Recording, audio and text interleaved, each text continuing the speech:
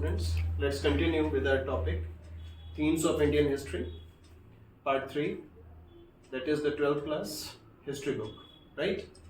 पिछले लेक्चर में हमने बात की थी 1922 चौरी चौरा मूवमेंट के बारे में और उससे कंटिन्यू करते हुए हम आगे बात कर रहे हैं कि 1930 में गांधी जी ने स्टार्ट किया था civil disobedience movement. Civil disobedience movement यानी कि गांधी जी का ये नया मूवमेंट स्टार्ट किया गया था।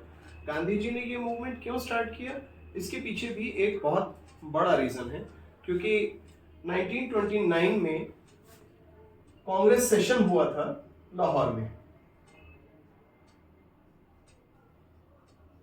और ये दिसंबर के महीने में हुआ था, जिसके अध्यक्ष थे पंडित जवाहरलाल नेहरू। और पंडित जवाहरलाल नेहरू ने डिक्लेयर किया कि 26 January 1930 will be observed as first Independence Day of India, यानी भारत का पहला स्वाधीनता दिवस 1930 26 जनवरी 1930 को मनाया जाएगा। इसी चीज को ध्यान में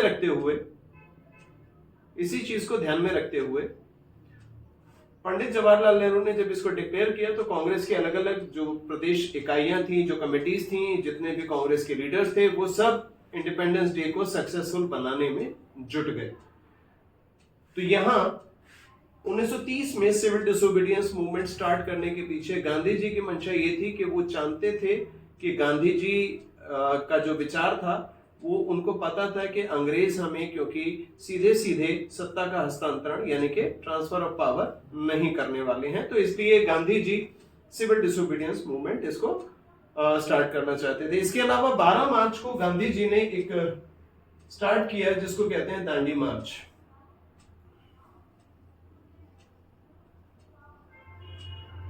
जब हम दांडी मार्च के बारे में बात करते हैं तो दांडी मार्च बहुत इंपॉर्टेंट है, क्योंकि यहाँ पे एक कमोडिटी है जिसका नाम है नमक या सॉल्ट या नमक, जिसके बारे में हम बात कर रहे हैं। तो उस इसेंशियल कमोडिटी के ऊपर ब्रिटिश गवर्नमेंट ने क्या किया था, टैक्स लगा दिया था, सॉल्ट टैक्स। और सॉल्ट टैक्स जो है वो अपने आप में बहुत रिप्रेसिव टैक्स माना जाता है, क्योंकि कोई भी व्यक्ति है, आम हो खास हो, बड़ा हो छोटा हो, अमीर हो गरीब हो, सबको एक चीज की जरूरत होती है जिसका नाम है सॉल्ट। और सॉल्ट के ऊपर टैक्स लगा दी थी, जिसमें कि जो मैन्युफैक्चरिंग की मोनोपोली थी वो गवर्नमेंट के हाथ में थी। मैन्युफैक्चरिंग की मोनोपोली गवर्नमेंट के पास होने के बावजूद कोई प्राइवेट प्लेयर या कोई इंडियन प्लेयर इसमें नहीं था।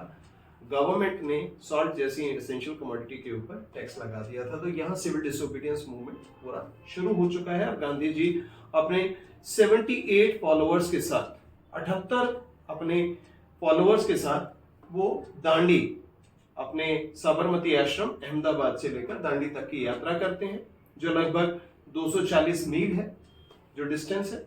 और 24 दिन में वो अपने ट्रस्टेड 78 फॉलोअर्स के साथ में इस यात्रा को पूरा करते हैं। तो आप एवरेज लगाएंगे 24 डेज 240 माइल्स, यानी कि पर डे वो 10 मील के करीब चल रहे थे।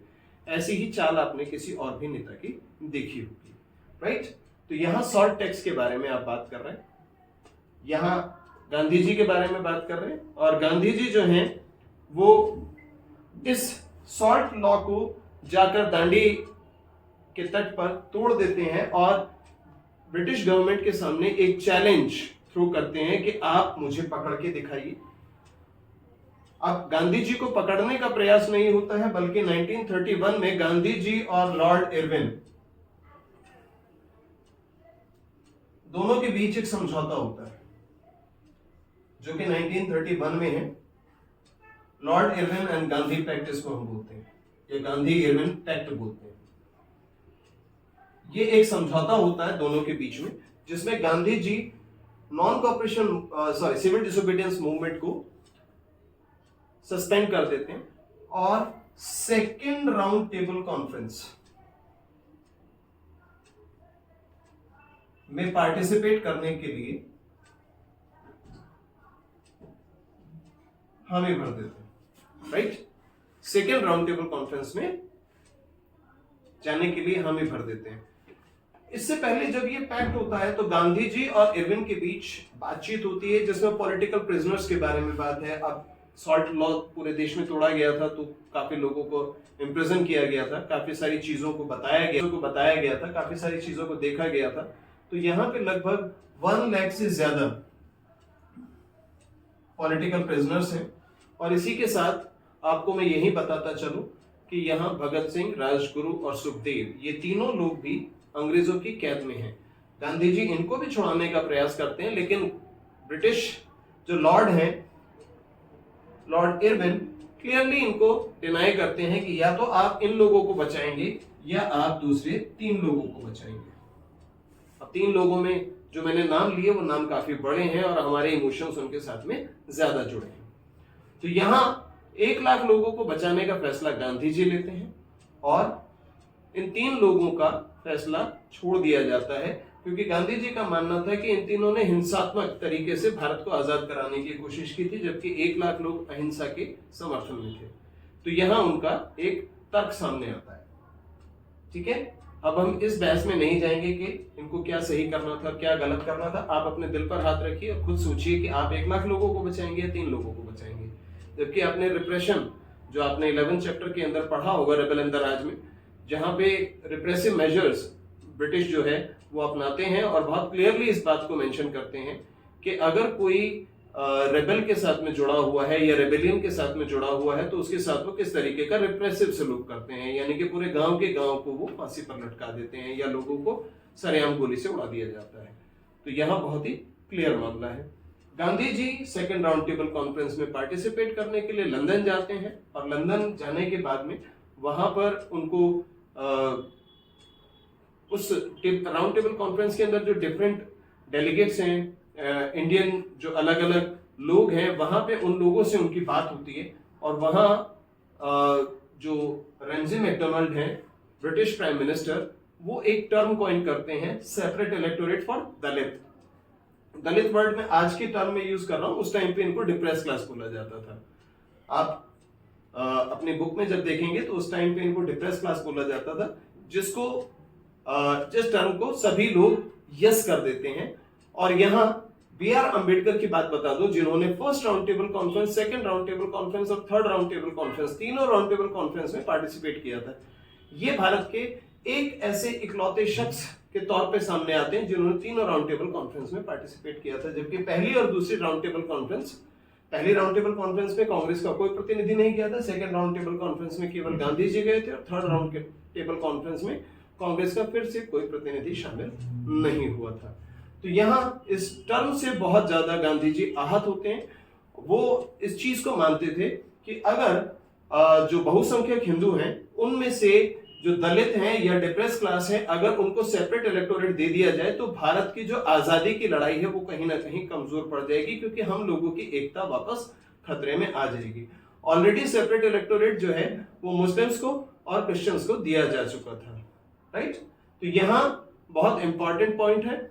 इसके बाद गांधी जी वहां से वापस आ जाते हैं और 1932 में गांधी जी को क्योंकि गिरफ्तार करके येरवड़ा जेल में डाल दिया जाता है, गांधी जी ऑन एंड ऑफ जेल आते जाते रहते हैं।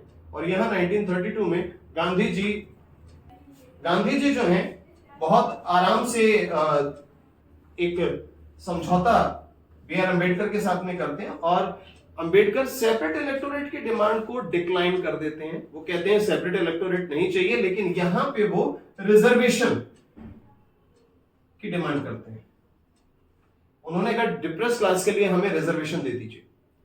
तो गांधी जी उस रिजर्वेशन की डिमांड के लिए मान जाते हैं। अब व्यक्ति जो इन दोनों के बीच में जो बातचीत कराते हैं, जो समझौता कराते हैं, वो है बाबू राजेंद्र प्रसाद, जिनको आपने चंपारण मूवमेंट में भी गांधी जी के साथ पहले फील किया होगा। ठीक है, तो यहां रिजर्वेशन का जो प्रोविजन है वो बहुत क्लियरली आ जाता है और गांधी जी जो हैं वो अंबेडकर को कहते हैं कि फ्यूचर में भी अगर कोई हमारा वेंचर होगा या फ्यूचर में भी कोई इस तरीके की कार्रवाई करनी होगी तो मैं आपके फ्यूचर में आपकी तरफ से इस चीज की पैरवी करूंगा कि आप हमारे साथ में जुड़े, राइट।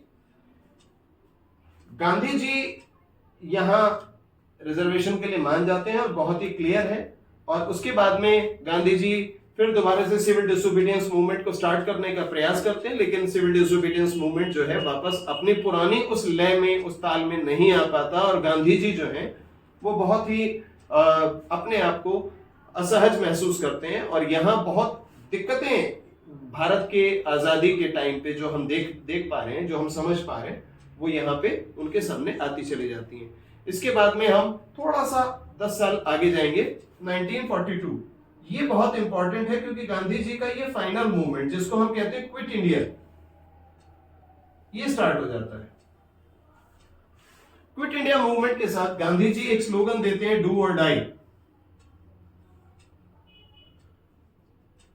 यानी करो या मरो, यानी आप कुछ करिए या मरिए, दो में से एक काम करिए, यानी देश आजाद होगा या आप अपनी जान दे देंगे। तो डू और डाई के बारे में यहां बात होती है, और गांधी जी बहुत क्लियरली अपने गोल को लेकर बिल्कुल क्लियर हैं कि किस तरीके से भारत को आजाद कराना है। तो जब हम भारत की आजादी के बारे में बात कर रहे हैं तो यहाँ पे बहुत ही क्लियरली यहाँ एक मूवमेंट स्टार्ट होता है, और ये मूवमेंट पहला मूवमेंट है जिसमें विमेन पार्टिसिपेशन हमें देखने के लिए मिलता है।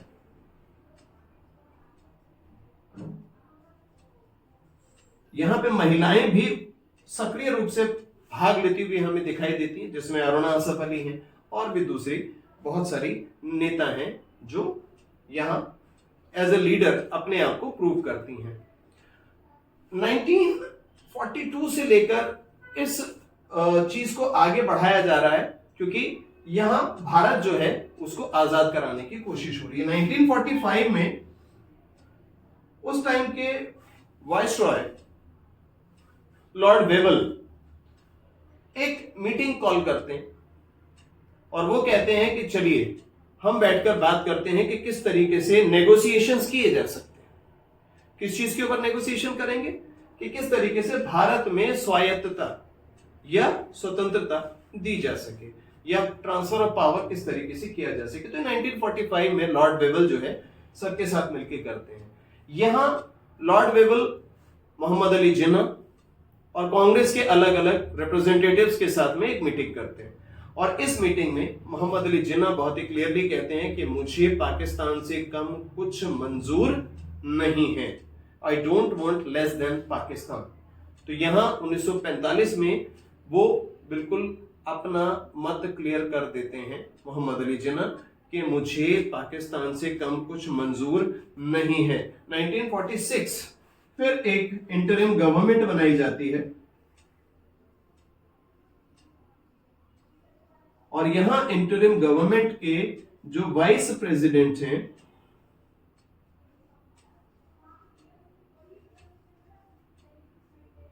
वो नेहरू बनते हैं। वाइस प्रेसिडेंट नेहरू को बनाया जाता है इंटरिम गवर्नमेंट का। और इसी के साथ 16 अगस्त 1946 बहुत इंपॉर्टेंट डेट है, इसको भी मार्क करके रखिए। 16 अगस्त 1946 जिन्ना डायरेक्ट एक्शन डे डिक्लेयर कर देते हैं।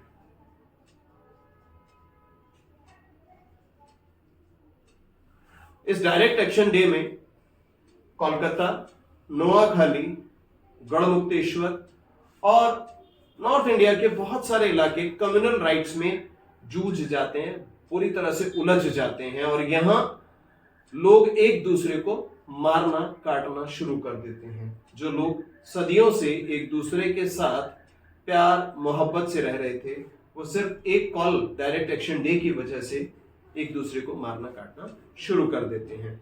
और यही वो मोमेंट है जब गांधी जी इन दंगों को शांत कराने के लिए नोआखाली और दूसरे बंगाल के इलाकों में जाते हैं। इस बीच टाइम आता है जब जनवरी 1947, तो यहां लॉर्ड वेवल की जगह पर नए वाइसरॉय आते हैं जिनका नाम है लुई लॉर्ड माउंटबेटन। और लॉर्ड माउंटबेटन के दिमाग में एक बात क्लियर है, क्योंकि उनके प्राइम मिनिस्टर क्लेमेंट एटली ने उनको यही समझाकर भेजा है कि भारत का पार्टीशन होना है, और वो पहले आते के साथ ही सबसे पहले सारे नेताओं से बात करके पार्टीशन की एक रूपरेखा तैयार करते हैं कि किस तरीके से भारत का पार्टीशन किया जाएगा।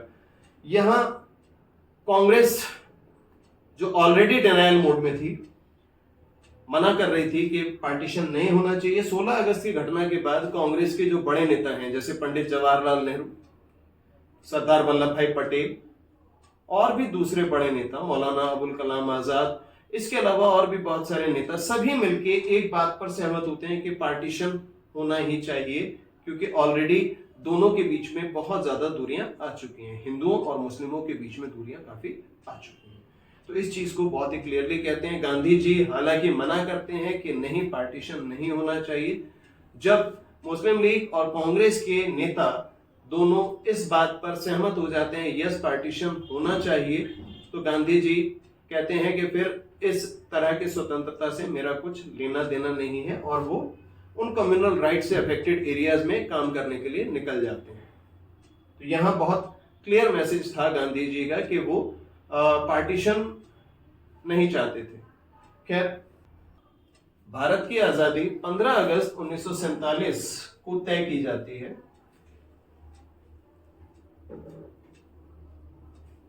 और यहां नेहरू सेंट्रल हॉल के अंदर अपना जो भाषण देते हैं उसमें जिक्र करते हैं उन शब्दों का जो ऐतिहासिक शब्द बन गए, जिनको कहा जाता है tourist with destiny, right.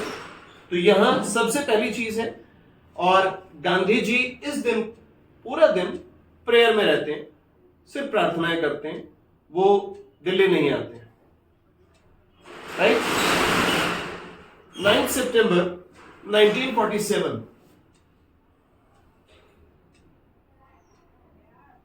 Gandhi ji Delhi पहुंचते हैं, और यहां दिल्ली में आने के बाद वो रहना शुरू करते हैं और अपनी बाकी सारी चीजों को वो स्टार्ट करना शुरू करते हैं। जैसे उनकी दिनचर्या थी, सुबह भगवान का भजन करना, लोगों के साथ में मिलना, वो सारी चीजें करना वो स्टार्ट कर देते हैं। उनका जो रूटीन है वो स्टार्ट हो जाता है।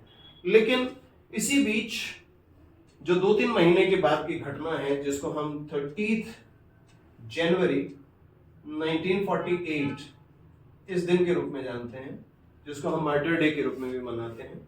तो यहां गांधी जी को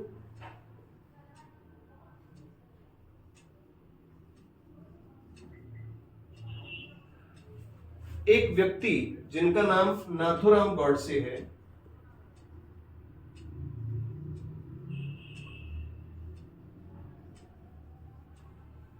वो उनको 3 बुलेट शूट कर देते हैं,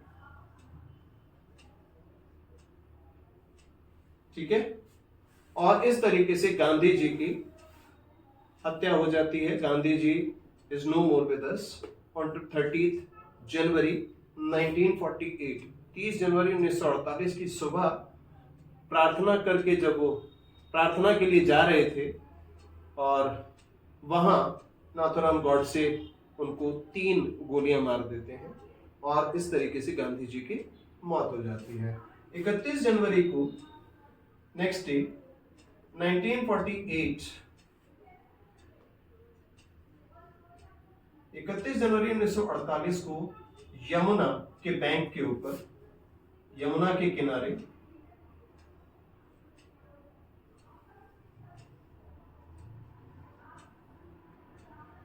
इनको क्रेमेट कर दिया जाता है, मुखाग्नि दे दी जाती है, पंचतत्वों में विलीन कर दिया जाता है, और इस तरीके से जो हमारे राष्ट्रपिता हैं वो अपनी आखिरी यात्रा पर निकल जाते हैं। 30 जनवरी को उनको गोली मारी जाती है, और 31 जनवरी उनका अंतिम संस्कार राजघाट, जिसको बाद में राजघाट के नाम से दिया गया, वहां पर कर दिया जाता है। अब यहाँ सबसे इंपॉर्टेंट है कि आप गांधी को एज अ पर्सन कैसे ऑब्जर्व करते हैं। तो गांधी को समझने के लिए आपको किन किन चीजों की जरूरत है। सबसे पहले जिसको हम कहेंगे नोइंग गांधी या टू नो गांधी। गांधी को समझना आपके लिए क्यों महत्वपूर्ण है? क्योंकि गांधी एक बहुत बड़ा और बहुत ही इंपॉर्टेंट कैरेक्टर है हमारे फ्रीडम स्ट्रगल का, जिसमें गांधी को समझने के लिए सबसे पहले हमें समझना पड़ेगा कि उनके लिए पब्लिक वॉइसेस एंड ओपिनियंस क्या थे। ठीक है,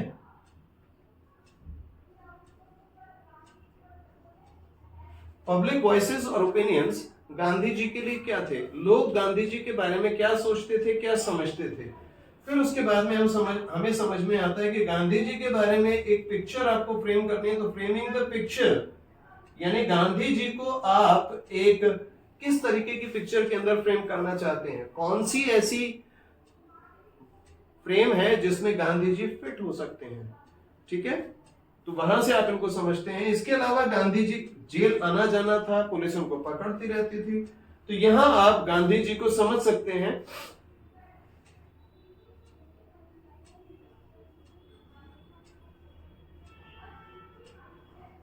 पुलिस की निगाहों से, view point of police, police का जो व्यू पॉइंट था उससे आप समझ सकते हैं। इसके अलावा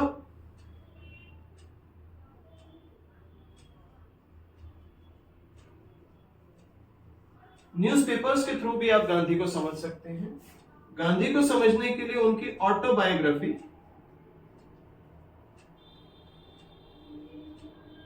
माय एक्सपेरिमेंट्स विद ट्रुथ,